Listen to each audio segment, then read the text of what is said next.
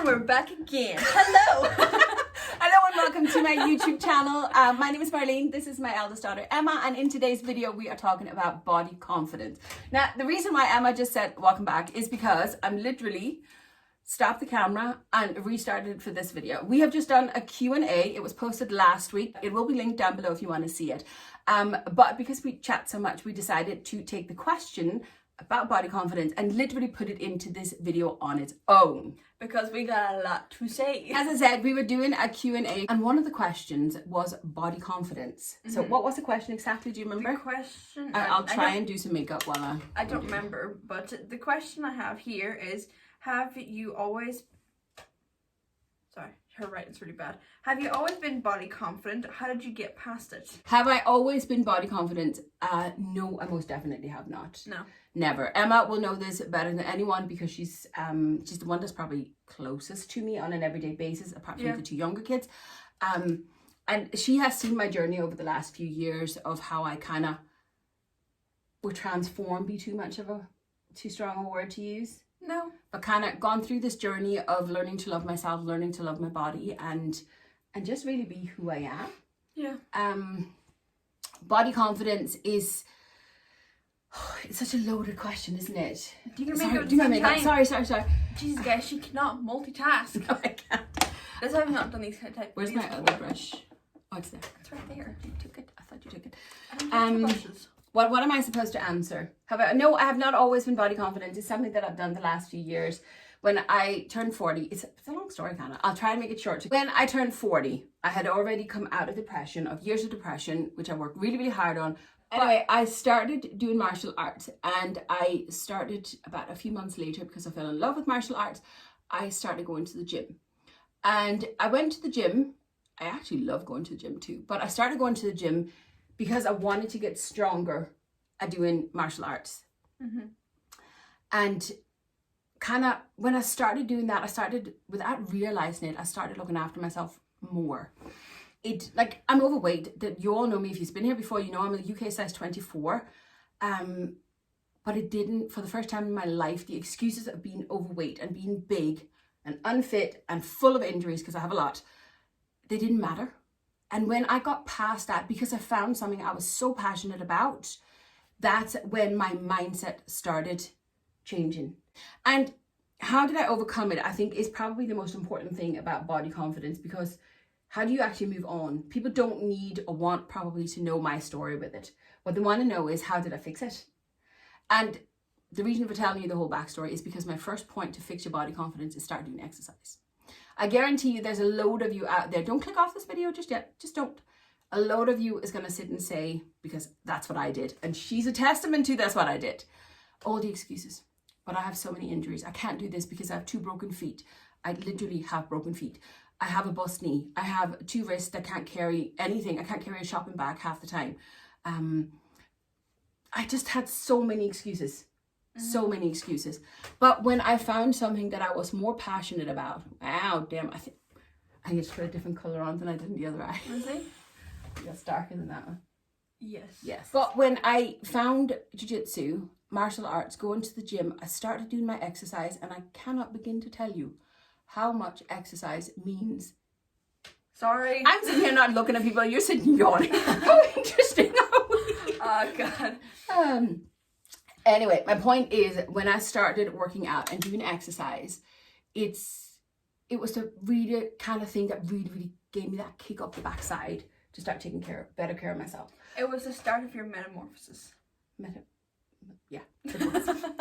So, transformation. If you want to change your mindset, my darling, even if you don't want to hear it, because like me, you had so many excuses of why you couldn't do it, stop the excuses and go and do some exercise. Even if it's like a walk up and down the hall, even if it's an extra walk up the stairs, if that's what you can manage, start off small, build it up, but get that exercise in every single day. Raise that heart rate. That's what you got to do. Yep.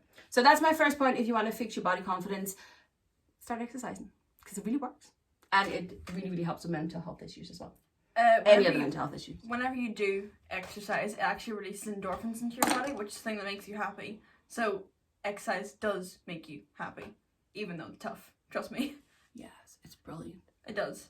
The second point for helping yourself with your body confidence is to show yourself some love.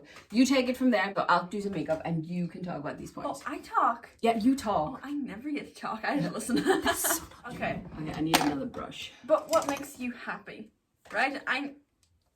Shh. Yes. Shush. I'm not talking. Now I've lost my train of thought.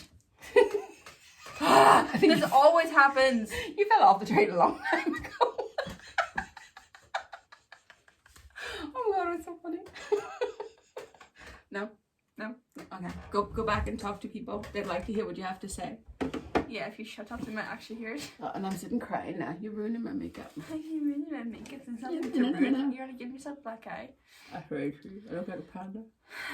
Well, nice things you can do for yourself are things like facials. You can do like a massage, or you can do your nails, for instance.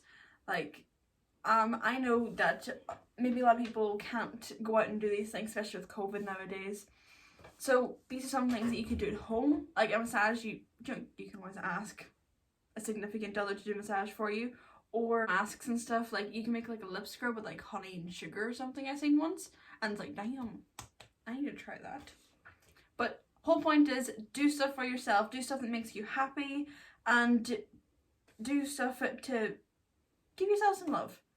I have a point to make that, because I would say a lot of the women watching my channel are roughly my age anyway, and I'm guessing a lot of them would be mommies. And do you know what? It's very, very difficult for mommies, as you well know, to carve out time to do these things for yourself. And that's something for me. I had to make it a priority. I take one night a week where the kids have to go to their rooms at a set time in the evening, and I want peace and quiet. Sunday night, that's my night. Where I get peace and quiet in the house to myself. So whatever they do, just have to be quiet in the house.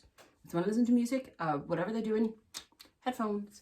So, but that is, Sunday night is my night. That is when I get to pamper myself and do my facials or play with my makeup or do what I do. I just get peace in my own room, and it's carving out that time for yourself. It's very, very important. It's taking the time to just give yourself some love whenever you've been so focused on everyone else for the rest of the week. It's hard to do, don't get me wrong. And it's extremely hard to do. It was trial and error before I kind of got the hang of it. And, you know, before we kind of got the boundaries set and stuff. But, like, Emma and Michael are old enough to take care of themselves. And, you know, they can help out with Abby as well. Abby's 10, so, like, she's old enough. Do you know, that kind of way. But carve out the time to take care of yourself. I think that's the whole point that we're trying to make, isn't it? Yes. That I was trying to make before you interrupted. Next point. I do have another point. And you know what? Emma is actually the prime example of it today. Dress up and show up. Even if you're not going anywhere. Even if no one is going to see it. It's only us family members that's going to see Emma's outfit today. But it's as you were saying, it's feeling confident in what you're wearing. Knowing that you can put in an effort, not just for others, but for yourself. Yeah. So dress up and show up. Do you know, make the effort to feel good about yourself and do something good for yourself. I did it today. Yeah, and it works. It really, really, truly works. Right, one point, and we were talking about this quite a bit before. I have always kind of been one for doing journaling and stuff like that, and I tend to write things down, but I only tend to write down when I'm cross. But writing things down truly, truly helps, because even if you can't actually talk to the person or do something about whatever situation it may be in your life that's bugging you, writing it down kind of gets it out of your mind. Not completely, but it can kind of ease the load. Now, what I've started doing is, in a situation where I can't actually communicate with the person or the thing or the situation, whatever it is, I write first down the actual situation. But when I'm done that, I move on to the next part where I would actually communicate in my book as if I'm talking to the person. The third section I would do then would be, how can I turn this into a positive? How can I find a solution? Anyway, my whole point is I use my book to do the communications that is not possible at that given moment when I'm angry and frustrated to do with an actual person. But I find and write down the positive aspects and the compromises and how I can personally help improve the situation. It may not be how it folds out in the end, but it doesn't matter. But it gets it off my mind. It gets it down on paper. So basically what she's trying to say is that whenever a bad situation happens, she'll write down the situation, she'll write down what is going to happen. She believes in a conversation between them. And thirdly, she'll write down the solution and to how she hopes it'll play out. Yes. And the positives. How'd you manage to write the positives. How'd you manage to say that in like less than 10 seconds? It taken me like 20 minutes to say. Because you explain too much, I summarize. Oh, okay. Anyway, I think really those are kind of the main key points to what I have done to work on my body confidence. Now, don't get me wrong, it's a long process. It's hard to do. I kind of fake it till I make it a little bit. I know you hate that phrase, what's completely, totally, and utterly. But like what you see on the camera is very much me. But it doesn't mean to say I don't get self-conscious. It doesn't mean to say that, you know, I don't kind of like, ooh, my belly. As you all know, my belly is my kryptonite. I'm working on it. I want to love my belly. And at the moment, because should I say it on camera? I don't know. I'll go with it. 4 months ago, and the beginning of September, I contracted COVID, and I was really, really sick with it. And it's why I've mentioned a few times on camera I've been sick. That's why I had COVID. And it has taken me 4 months to recover. It's also meant 4 months of not being able to train. And when you're someone who's used to training, well, before lockdown, we were training all through all the sessions I would do in a week. I was doing 4 to 6 sessions a week, depending on how busy my week was. Going down then to lockdown, we were doing at home between us, we were doing kind of like 3 sessions a week. Yeah. But then when I contracted COVID, I've gone down to do absolutely nothing. And I wouldn't say I've gained a lot of weight. I have gained a few Christmas pounds. There's no doubt about it. And I don't care about those. We all have, or at least I know I have. My cheeks has gotten a little bit rounder. And you know what? I don't care. But what I do care about, and that's where my confidence comes into, and it actually ties to point number 1, is the fact that my body is loose. It's just not as tight and muscular and strong as it used to be. And my injuries are playing up even more because the muscles around the injuries are not strong. And I'm finally feeling better. I'm ready to kind of get back to pushing myself at training a wee bit. And because the kids are still home from school for a little while yet, they're going to be training with me because we can help each other and push each other a little bit. So that's great. But feeling good in yourself, you have to be good to yourself and you have to treat yourself well. And that's kind of it. But what you see on camera is me giving you the best of me. When I'm on camera, I put my fears and worries about my tummy aside. I don't worry about my thighs. They're a wee bit more flabby now at the moment than they were 6 months ago, or that my belly is a little bit looser, because do you know what? At the end of the day, it's what I do. I want to project to you that it's okay to feel this way. It's okay to be this way. It's okay that you have times in your life where you're not as tight, you're not as this, you're not as that. It doesn't matter. I'm no different as a person 10 pounds heavier or 10 pounds lighter. I'm still the same person. It's how I feel on the inside. And I know that my body confidence comes from my exercise, from feeling strong, from being physically active. And that's why these last few months has been very tough, because I haven't been able to do it. What you see on camera is what I want you to see. What you see on camera is the confidence that I want you to see. Know that we all have, you said yawning again. Know that we all have moments where we are insecure, where we don't feel confident in our body. But just know that, with a bit of positive mindset, with a bit of pushing yourself out of the comfort zone. And I know it's hard. Don't get me wrong. I know it's so hard. But we can all get there. You have to want it. And hands on heart, this may be unpopular, but you have to stop the excuses. Take the excuses of why you feel the way you feel, put them to the side. You have to acknowledge them, you have to accept them and understand them if you can, and then you got to put them to the side. I know why I'm overweight. I know why I'm unfit. I know why I don't feel great in my body right now, but it is what it is. I have to do the best I can to get better. It has meant for 4 months to rest and not train, let my body go a little bit, because I have overindulged over Christmas like we all do.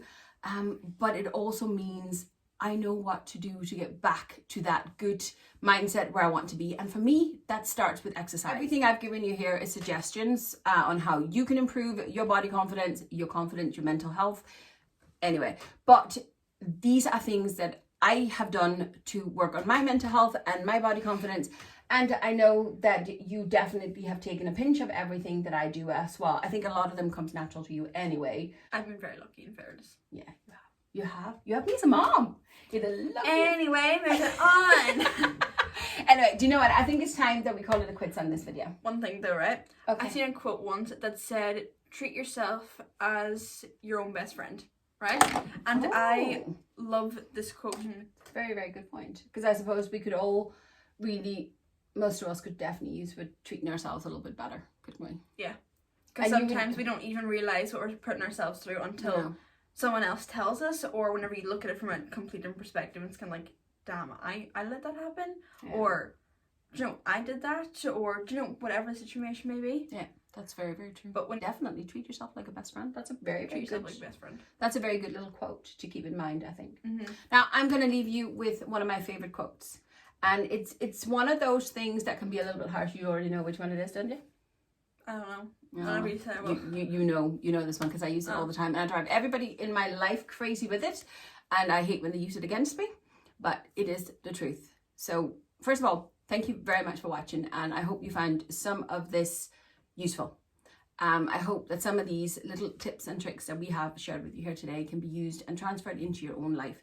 If you have any questions, feel free to send me an email. Genuine questions, okay? Genuine inquiries. There is an email address down the bottom, and I will help anyone that I possibly can when it comes to mental health. Been there, done that. I wouldn't ever want anybody else to feel the way I did. But we will leave you with this quote. And Emma, thank you very much for helping me getting this video together. You're welcome. It's been... Couldn't have done it without you, to be honest with you. You could. I couldn't. She's tried. I have tried. This is the third time I'm trying to film something like this here. So yeah, not very good. But listen, thanks for watching. Description box, I'm going to leave you with this quote. If it's important, you're going to find a way. If not, you're going to find an excuse.